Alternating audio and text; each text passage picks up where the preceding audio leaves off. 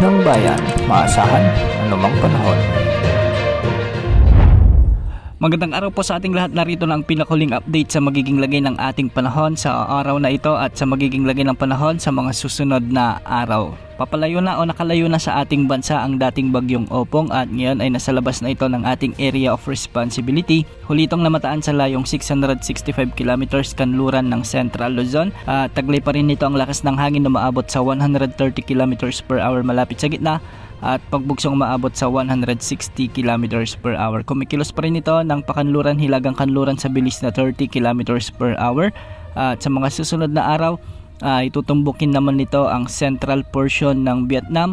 Kaya sa mga kababayan natin dyan sa Vietnam ay paghandaan ang paparating na dating bagyong Opong. Samantala, habagat naman ang magdadala ng maulap na kalangitan na may mga kalat-kalat na pagulan at thunderstorms ngayon sa bahagi ng Palawan at Occidental Mindoro. Sa nalalabing bahagi ng ating bansa ay mga localized thunderstorms o easterlies ang magdadala naman ng maalinsahang panahon at may mga kalat-kalat na pagulan at pagkidlat, pagkulog. Sa Ilocos Region, particular sa La Union at Pangasinan, makakaranas pa rin ng mga maulap na papawirin na may mga kalat-kalat na pagulan at thunderstorms. Sa Benguet, may mga pagulan din sa bahagi ng Benguet at ilang bahagi ng Abra sa may Ilocos Sur ay may nakikita tayong medyo makakapal na kaulapan sa mga lugar na ito. May mga pagulan din sa Nueva Vizcaya, ilang bahagi ng Aurora at Quirino. Samantala sa Metro Manila ay magiging makulimlim naman ang panahon.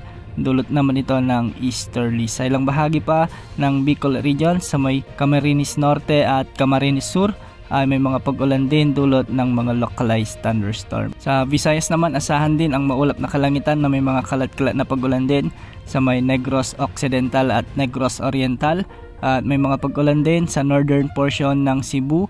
Ang Eastern Visayas naman may mga kalat-kalat na pag-ulan sa may northern portion ng Samar Island at sa central at southern portion naman ng Leyte provinces. Samantala sa Mindanao, maraming mga kalat-kalat na pag-ulan ngayon dulot ng easterlies ang nararanasan lalo na sa central portions ng Mindanao. May mga pag-ulan din sa Davao Region at sa may Zamboanga Peninsula.